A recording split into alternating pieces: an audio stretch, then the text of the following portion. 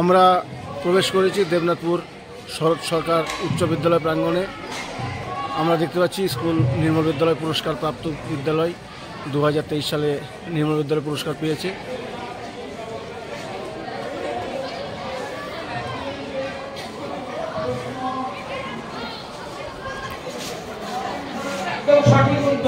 এই ঘরেই চলছে কুইজ প্রতিযোগিতা।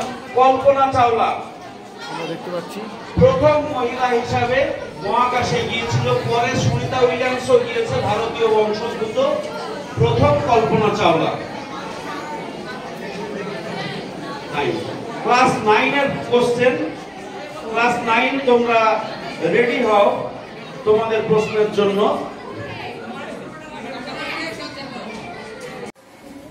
কোন গ্রহকে লাল গ্রহ বলা হয়? একদম সঠিক উত্তর, মঙ্গল গ্রহকে লাল গ্রহ বলা হয়। আস্তে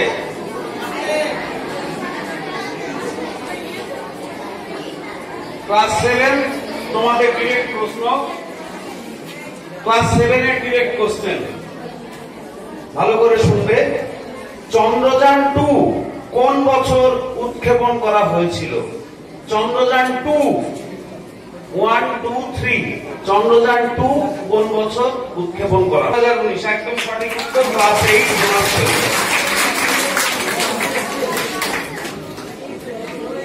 আকাশে কোন ধরনের বাতাস আছে?